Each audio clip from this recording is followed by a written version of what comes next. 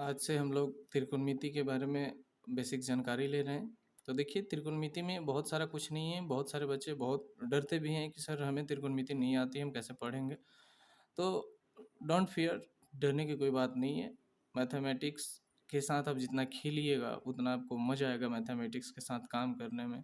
देखिए, सभी बच्चे जानते हैं कि जितना मैथ्स में मन लगता है, जितने क्वेश्चन बनते जाएंगे तो आपके मन में एक उत्तेजना आती है कि हम आगे भी मैथ बनाएंगे। जब मैथ फंसने लगता है तो बच्चे अपना कलम कॉपी फेंक देते हैं और कहते हैं कि नहीं सर, हमें नहीं समझ में आ रहा। तो इससे डरना नहीं चाहिए। चलिए, आज से हम लोग त्रिकोणमिति का कुछ बेसिक फार्मूला जानते हैं कि त्रिकोणमिति आता कहाँ से है, होता कैसे है। तो त्रिकोणमिति देखिए कैसे होता है। ट्रीगोनोमेट्री, ट्री मीन्स होता है तीन, गोनो मीन्स होता है माप, और मेट्री मीन्स होता है, सॉरी, ट्री मीन्स होता है तीन, गोनो मीन्स होता है कोण, मेट्री मीन्स होता है माप। जिसमें तीन कोनों का माप हो तो उसे त्रिकोणमिति कहते हैं। तो आप लोग समझ गए कि तीन कोनों का माप त्रिभुज में ही होता है। और आपको एक मज़ेदार बात ये बता दें हम कि त्रिकोणमिति जो भी है वह केवल एक राइट एंगल ट्रायंगल पे ही बन के ख़त्म हो जाता है।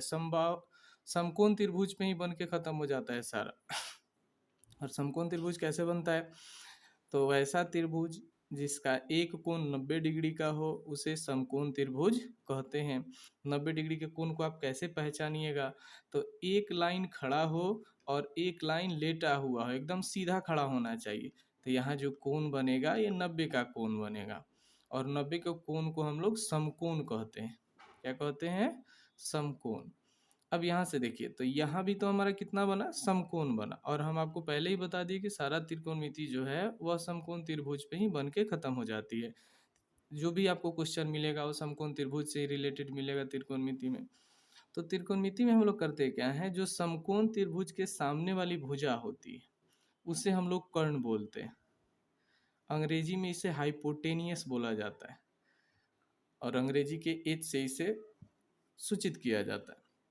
और ये जो लंबा वाला आप देख रहे हैं इसे हम लोग लंब बोलते हैं, और हिंदी हिंदी में इसे लंब बोलते हैं, और अंग्रेजी में इसे परपेंडिकुलर बोलते हैं, और इसे शॉर्ट में पी से लिखा जाता है।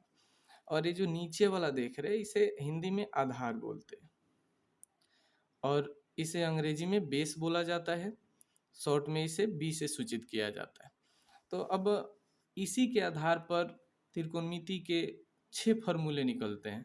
अब आपको एक चीज़ यहाँ और हम क्लियर करना चाहेंगे कि समकोण त्रिभुज में अगर एक कोण 90 डिग्री का हो तो इसे समकोण त्रिभुज बोलेंगे। लेकिन बाकी जो कोण बच जा रहे हैं, ई वाला कोण बचा और एक ई वाला कोण बचा, मान लीजिए किसका नाम दे दिया जाए, ये हो गया, बी हो गया और ये सी हो गया। तो इसमें बी तो आपका समकोण हो गया, तो आप कोण बी को समकोण बोलिएगा, लेकिन कोण ए को क्या बोलेंगे और कोण सी को क्या बोलेंगे? तो कोण ए जो हुआ आपका यह न्यून कोण हो गया। न्यून कोण को अंग्रेजी में एक्यूट एंगल बोलते हैं। ये भी न्यून कोण हो गया और ये भी न्यून कोण हो गया। जब भी आपसे कहीं बात किया जाएगा कि एक समकोण त्रिभुज में अगर एक कोण 90 डिग्री का हो तो बाकी दूसरे कोण जो कोण बचते हैं उसे क्या कहते हैं? तो हम लोग न्यून कोण कहते हैं। न्यून कोण में अगर इसे हम थीटा मानते हैं तो ये 90 माइनस थीटा हो जाएगा। तो आप कहिएगा सर काहे इसको थीटा मान रहे, इसको 90 माइनस थीटा काहे मान रहे? तो हम लोग एक फार्मूला जानते हैं पहले से, एक जो हम लोग को पढ़ाया गया कि त्रिभुज के अगर तीनों कोण जोड़ दिया जाए तो 180 डिग्री आता है। तो बताइए, ये 90 हो गया। अब ये दोनों को जोड़ने पर भी 90 ही आना चाहिए। अगर 90 से ज़्यादा आता है तो हमारा त्रिभुज ही गलत है, या हम जो क्वेश्चन बना रहे हैं या कुछ मान रहे हैं इसमें तो क्या है, गलत है। अगर इस दोनों को जोड़ने पर 90 आ जाए तो हमने जो माना वो सही है। अगर दोनों को जोड़ने पर 90 नहीं आता है तो हम जो मान रहे हैं वो क्या है, गलत मान रहे हैं।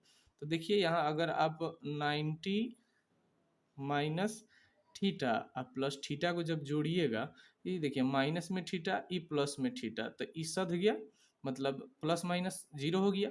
तो आपका कितना बचा? 90। इसका मतलब हमने जो माना कि ये कोण थीटा होगा और दूसरा 90 माइनस थीटा होगा, ये क्या है, सही मान लिया हमने।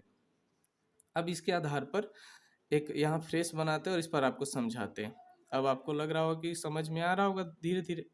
यहाँ 90 का कोण बनता है और 90 के सामने वाली भुजा को हम लोग कर्ण कहते हैं, और इसे अंग्रेजी में एच से लिखा जाता है।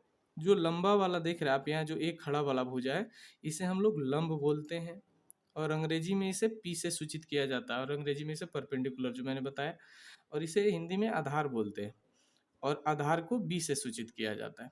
और इसमें एक कोण को थीटा मानते हैं और दूसरा कोण 90 माइनस थीटा हो जाता है। अब अगर तीनों कोण को जोड़ भी दिया जाए तो 180 आएगा, हमने यहाँ आपको प्रूफ करके भी बता दिया। अब देखिए, इसके आधार पर त्रिकोणमिति में कुछ बेसिक अनुपात निकाले जाते हैं। जैसे फार्मूला आप पढ़ें साइन थीटा कॉस थीटा, तो क्या होता है, तो आपको ये 6 गो जो अनुपात है आपको याद रखना है कि साइन थीटा बराबर लंब बटा कर्ण होता है। अंग्रेजी में इसे P बटा H बोलते हैं। उसके बाद कॉस थीटा, तो कॉस थीटा का फॉर्मूला होता है आधार बटा कर्ण, इसको अंग्रेजी में B बटा H बोलते हैं। उसके बाद टैन थीटा, तो टैन थीटा को बोलते हैं लंब बटा आधार, और इसे अंग्रेजी में P बटा B लिखते हैं। उसके बाद कॉट थीटा आता है, तो कॉट थीटा को बोलते हैं आधार बटा लंब, इसे अंग्रेजी में हम लोग B बटा P बोलते हैं। इसके आगे सेक थीटा आता है, और सेक थीटा को हम लोग कर्ण बटा आधार बोलते हैं, इसे अंग्रेजी में H बटा B बोलेंगे। उसके बाद आता है कॉसेक थीटा, इसे हम लोग कर्ण बटा लंब बोलते हैं, इसे अंग्रेजी में H बटा P बोला जाता है। अब आप देखिएगा तो ये साइन का उल्टा कॉसेक है, कॉस का उल्टा सेक है, टैन का उल्टा कॉट है।